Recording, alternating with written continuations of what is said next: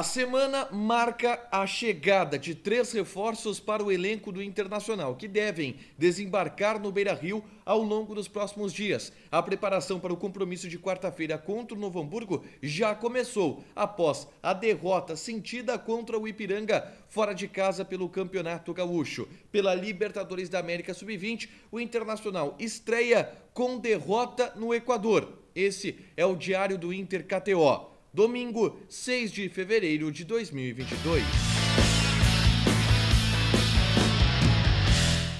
Tudo bem, gente? Obrigado pela participação aqui. Não esquece de deixar teu like, de te inscrever, de ativar as notificações. Bora falar do Internacional aqui no A Dupla, no início dessa semana que vai marcar a chegada de 3 reforços para o elenco colorado. Bruno Gomes, Gabriel e Bustos devem chegar já nos próximos dias e serem anunciados à medida que forem chegando, realizando exames médicos e assinando o contrato. O Gabriel terá um vínculo de 3 temporadas com o Internacional, assim como o Fabrício Bustos, que foi adquirido junto ao Independiente. Já Bruno Gomes terá um vínculo de 4 temporadas, adquirido junto ao Vasco da Gama em uma troca pelo Zé Gabriel, que vai para a equipe carioca. Os 3 negócios que estão encaminhados pelo Internacional e que devem ser anunciados de maneira oficial ao longo dos próximos dias. Mas o foco do Inter agora, com essas 3 negociações fechadas, está no centroavante, quando a gente fala de mercado de transferências. E o ficha 1 para a posição de centroavante já está definido.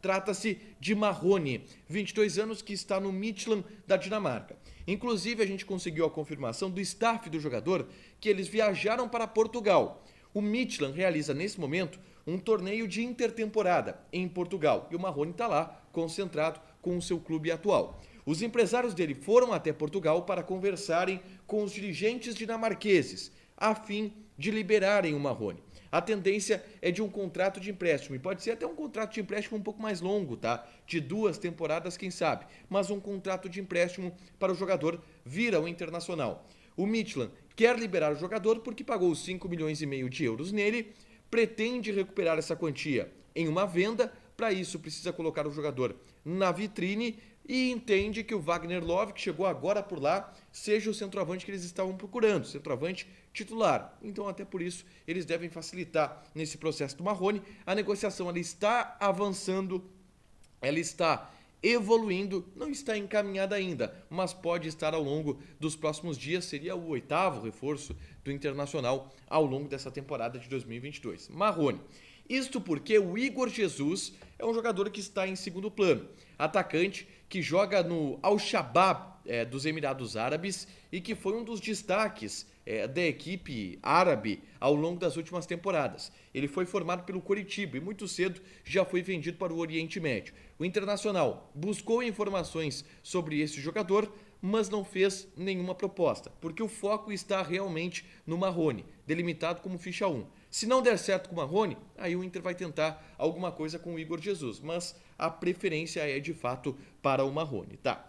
Mudando de assunto, e aí a gente já fala de categoria de base, porque hoje o Internacional estreou na Copa Libertadores da América Sub-20, um torneio que está sendo realizado no Equador e que o Internacional teve uma vaga porque foi o campeão da Supercopa Brasileira ao longo do ano de 2021. Inclusive, alguns jogadores foram chamados do time de cima para jogar no time sub-20, o Antony e o Matheus Dias, os dois começaram jogando na partida desse domingo, mas o Internacional estreou com derrota, inclusive com alguma atuação abaixo do Estevão, que é o principal cara desse time.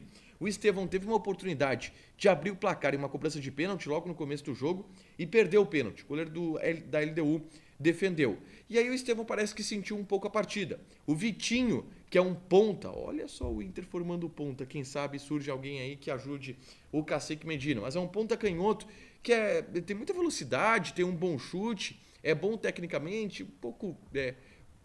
um pouco alheio taticamente, por isso ele nem teve tanto espaço ao longo do time sub-20 no ano passado, mas fez um bom jogo, Vitinho, e criou as principais oportunidades do Internacional. O Estevão não jogou tão bem assim.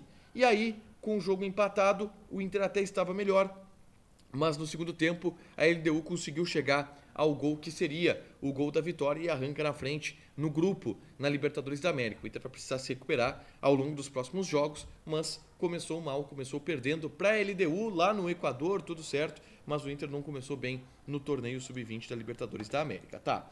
Senhores, para fechar, vamos falar de KTO, porque eu dei uma dica para vocês ao longo do sábado, que era uma múltipla do Campeonato Gaúcho, e que não deu certo. Eu apostei empate em Brasil e Caxias, deu 4-0 Caxias.